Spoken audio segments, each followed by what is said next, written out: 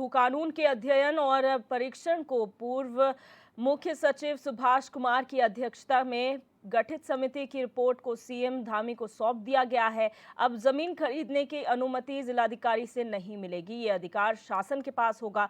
भूमि खरीद के दुरुपयोग पर भी रोक लगाई जाएगी। प्रदेश में अब 12.5 एकड़ से ज्यादा भूमि खरीद की अनुमति केवल बड़े उद्योगों के अतिरिक्त 4-5 सितारा hotel, resort, multi speciality hospital और अब शिक्षण संस्थानों को होगी। समिति ने भूमि खरीद के उद्देश्य के दुरुपयोग को रोकने के लिए जिला, मंडल और शासन स्तर पर टास्क फोर्स गठित करने की संस्तुति की है और अतिक्रमण के लिए संबंधित विभागों के अधिकारियों पर कार्रवाई करने को कहा गया है।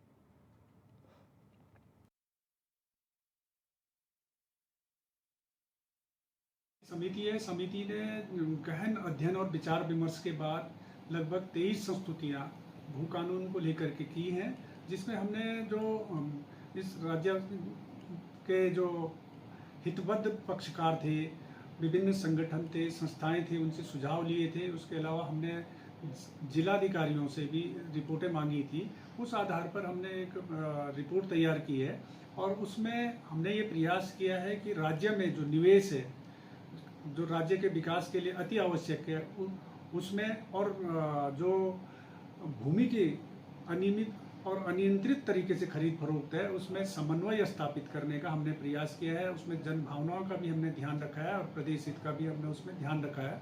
हमने आज माननीय मुख्यमंत्री जी को अपनी रिपोर्ट सौंप दी है और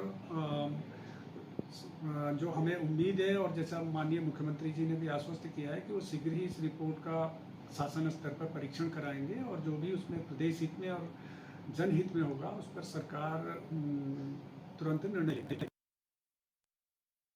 और अब सीधे रुक करेंगे अपने न्यूज रूम का, जहां से हमारे संवाददाता अस्करी जाफरी हमारे साथ जुड़ चुके हैं। अस्करी, प्रदेश के लिए भू कानून का मुद्दा एक बहुत महत्वपूर्ण मुद्दा है, जिसको अब कहीं ना कहीं जो सुलझता हुआ नजर आ रहा है, क्योंकि समिति ने अपनी रिपोर्ट जो है वो मुख्यमंत्री को सौंप दी है।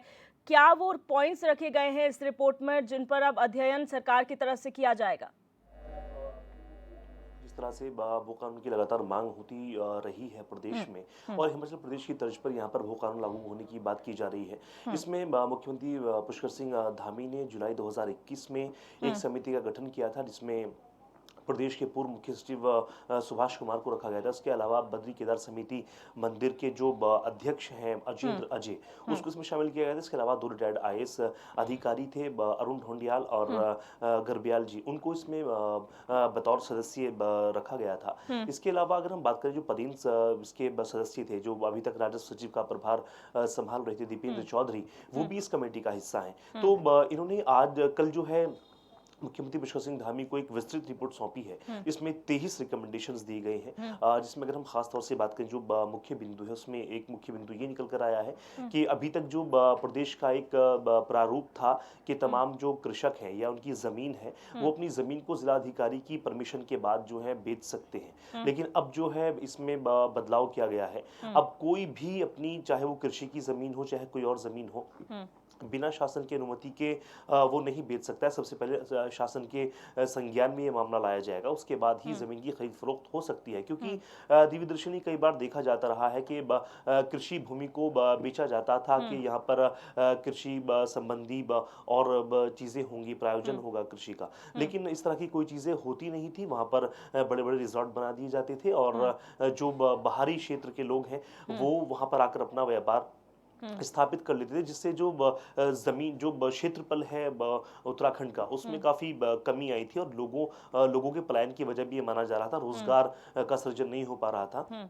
सबसे बड़ी वजह इसमें ये मानी जा रही है। और अब चूंकि इसमें बदलाव किया गया है, अब जो रिपोर्ट सौंपी गई है, अगर ये रिपोर्ट में भू कानून में संशोधन होता है और ये लागू होता है, तो प्रदेश में कोई भी जो है, चाहे वो कृषि की भूमि हो, बिना शासन की अनुमति के वो बेची नहीं जा सकती है। ये एक सबसे बड़ी वजह है। क्योंकि कई बार देखा जाता है जो प्लेन क्षेत्र के लोग हैं, वो मैदानी क्षेत्र के जो लोग हैं, उनका एक तरह से उत्तराखंड में साम्राज्य स्थापित होता जा रहा है। जो यहाँ का लोकलाइट्स हैं उनको काफ़ी परेशानी होती है और पलायन का एक सबसे बड़ा कारण इसको माना जा रहा है। क्योंकि जाहिर है, अगर हम उत्तराखंड के इंटीरियर इलाकों की बात करें, पहाड़ी क्षेत्र हैं, वहाँ पर जो लोग हैं वो इतने ज़्यादा जो है अगर हम बात करें उनका जो बैकग्राउंड है या फिनेंशियली वो इतने साउंड नहीं होते, इतने स्ट्रांग नहीं होते हैं, जिसकी वजह से उनको काफ़ी दिक्कतों का सामना करना पड़ता है।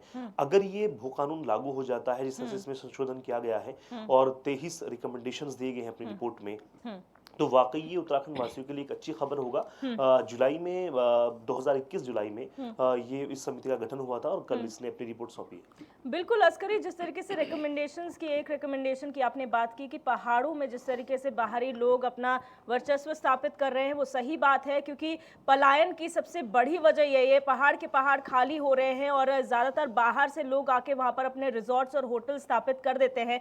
अब क्योंकि शासन से अनुमति मांगनी होगी, कोई क्राइटेरिया रखा गया है कि किस क्राइटेरिया पर क्या मानक आपको पूरे करने होंगे इस अपनी ज़मीन को बेचने के लिए या खरीदने के लिए?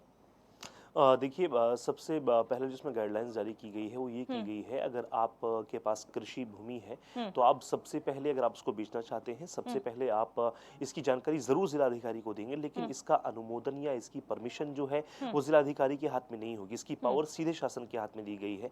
आपकी चाहे वो ज़मीन का जो क्षेत्रफल है वो कितना ही हो, आपको सीधा इसकी जो परमिशन है वो शासन से लेनी होगी। शासन जब तक इसमें परमिशन नहीं देगा, अपनी ज़मीन को नहीं बेच सकते हैं। और ये एक बड़ा जो है स्टेप लिया गया है। अपनी जो रिपोर्ट सौंपी है भू कानून की, जो समिति बनाई गई थी, उसने जो अपनी रिपोर्ट सौंपी, इसमें कि सबसे अहम रिकमेंडेशन दिया गया है, क्योंकि आमतौर से देखा जाता था कि जो बाहरी क्षेत्र के लोग हैं वो भोले भाले उत्तराखंडियों को बहला फुसलाकर कम दामों में या ज़्यादा दामों का प्रलोभन देकर जमीन खरीद लेते थे। तो जिलाधिकारी से कहीं ना कहीं सेटिंग गेटिंग का जो खेल है वो करके एक बड़ा जो अपना अंपायर है वो खड़ा कर लेते थे। लेकिन अब जो है इस पर भी अंकुश लगने जा रहा है, क्योंकि जिस तरह से रिपोर्ट सौंपी गई है और अगर ये लागू होता है तो वाकई ये एक बड़ा स्टेप होगा और एक बड़ी इसको जीत के रूप में भी देखा जा रहा है प्रदेश सरकार की, क्योंकि लंबे वक्त से जो है प्रदेश में भू कानून की मांग उठ रही है। लगातार इसमें जो है संशोधन की मांग हो रही है और कहा जा रहा है कि हिमाचल प्रदेश की तर्ज पर जो है भू कानून लागू किया जाए उत्तराखंड में। बिल्कुल अस्करी, और पहाड़ों के लिहाज से एक और बात जो निकलकर सामने आती है वो ये है कि जहाँ पर डेंजर जोन्स हैं, जहाँ पर आपदा के लिहाज से काफ़ी अति संवेदनशील जो स्थान है, वहाँ पर भी लोग लगातार निर्माण कर रहे हैं। वहाँ पर भी पहाड़ के पहाड़ जो है उन्हें काटा जा रहा है निर्माण के लिए, पेड़ों को काटा जा रहा है, जो जंगल वाली भूमि है वो कम हो रही है। तो ऐसे में भी क्या इसके लिए एक विशेष प्रावधान किया गया है? क्योंकि हम बात करें कुमाऊं हो या गढ़वाल हो, यहाँ के पहाड़ी क्षेत्र काफ़ी आपदा के लिहाज से काफ़ी संवेदनशील हैं। तो ऐसे में क्या उन लोगों पर भी अंकुश लगेगा, चाहे वो लोकलाइट्स हो या बाहर के लोग हों? देखिए, बिल्कुल इस तरह की चीज़ें भी इसमें रखी गई हैं। अगर कोई भूमि कटान करता है, चूँकि इसका प्रावधान उत्तराखंड के कानून में पहले ही है कि भूमि कटान को रोकने के लिए बड़े सख्त कानून यहाँ पर बनाए गए हैं। इसके अलावा अगर हम बात करें, चूँकि 80 पृष्ठों की जो है एक रिपोर्ट सौंपी है और उसमें ख़ास तौर से अगर हम बात करें, समिति ने वर्तमान में प्रदेश में प्रचलित जो उत्तराखंड का जो भू कानून है उसमें उत्तर प्रदेश जमींदारी विनाश और भूमि व्यवस्था का जो अधिनियम 150 इसको संशोधित करते हुए जो अलग जो है जो ये भू कानून है, इसमें जन भावनाओं के अनुरूप हिमाचल प्रदेश की तर्ज पर इस कानून को लाने की बात की जा रही है। इसके अलावा अगर हम बात करें समिति की प्रमुख संस्तुतियां हैं, उसमें जैसे हमने एक पॉइंट का जिक्र किया है, प्रदेश में कोई भी जमीन अगर खरीद फरोख्त होगी, बेची जाएगी, तो वो शासन की परमिशन के बाद होगी।